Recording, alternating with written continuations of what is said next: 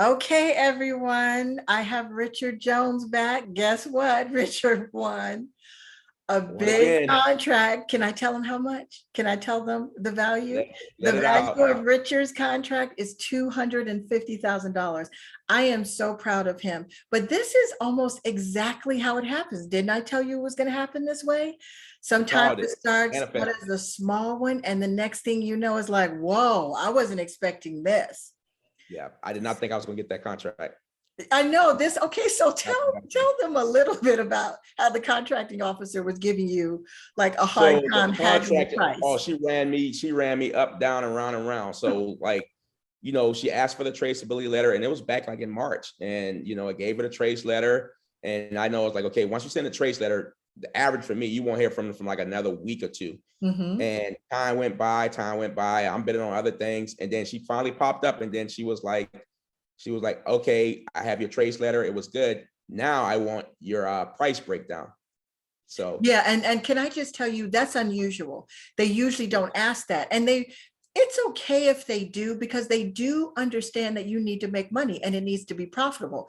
But I felt that was interesting. And how did you do that? You used my I use your product, but and that's what I do. So when I bid, I don't price break everything because it's too much time. But once they ask for a trace letter, then I go in. Okay, now I make a packet, a folder for that solicitation. I go ahead and open up your product bidding template and I break down because I know they're going to want to know what I paid for it, what's my profit margin, my packing, wrapping, labor costs, overhead costs.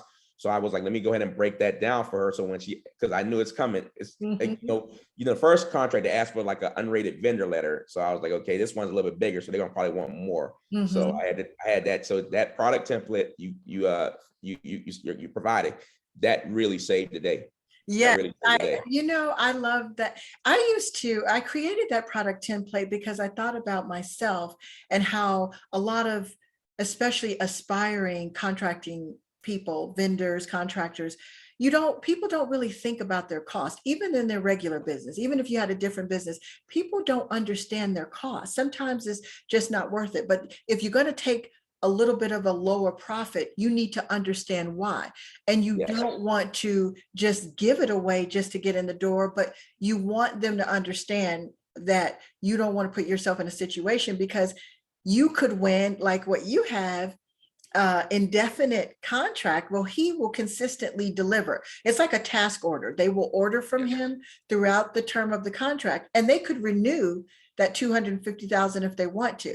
So yeah, so they basically created an open contract with Richard so that they can order anytime they want up to $250,000.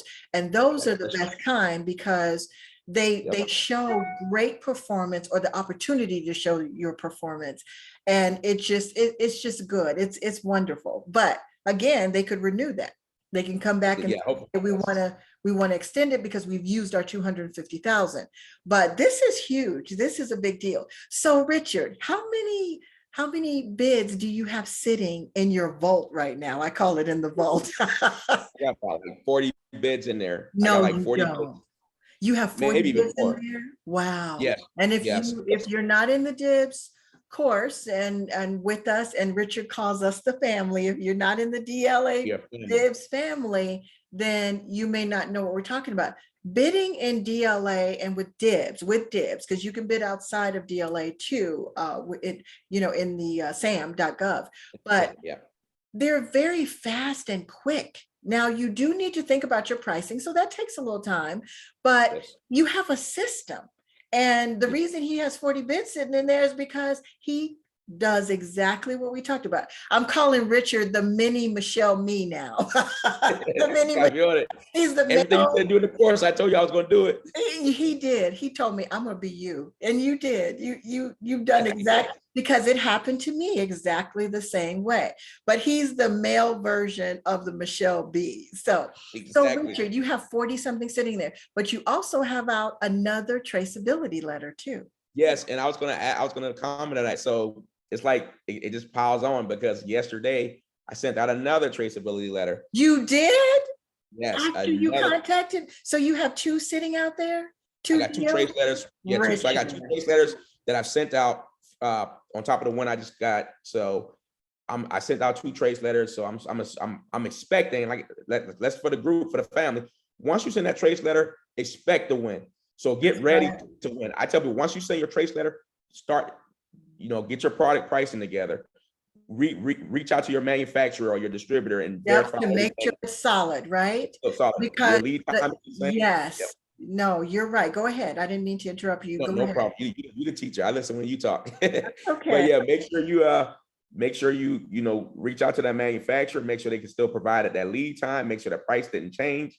You want to have all your ducks in a row, because when you send that trace, it's coming back. It may not come back quick. It typically won't. You might not hear nothing, because the contract that I just won, Michelle, my quote was for 60 days. I usually try to, and that's one tip out, a lot of times they give you a 30-day quote. Always ask for 60 days. Okay. So you want them to, when they bid, to put in 60 days? No. When they bid. Oh, as the manufacturer. I have the manufacturer ask the manufacturer, can that's you give me a quote for 60 days? Great point. Because they take long sometimes. So luckily for me, I had a 60-day quote, and that quote was 2 days away from expiring. So when I got the contract, I had to call the manufacturer and was like, can you put an extension on the quote? And luckily, and like I tell people, build relationships. So the lady, I called her and we were laughing and joking on the phone. I said, well, I need a little bit more time. And I told her that it was an IDC after she, because they knew it. And she said, yeah, she said, we know how those go. They order, in drawers. So she was like, your quote is good. She's like, your quote is good. And whenever you're ready for that first order, let us know. Richard, that is an excellent tip, because I don't think that I put that on the list with the manufacturing questions. That's an excellent tip. So what he's saying is, when you get that deal from your manufacturer and you like that price and you could win with that price, make sure your quote is for 60 days, because most of the time they're not. They're only 30 days, 45 days. And people play games sometimes.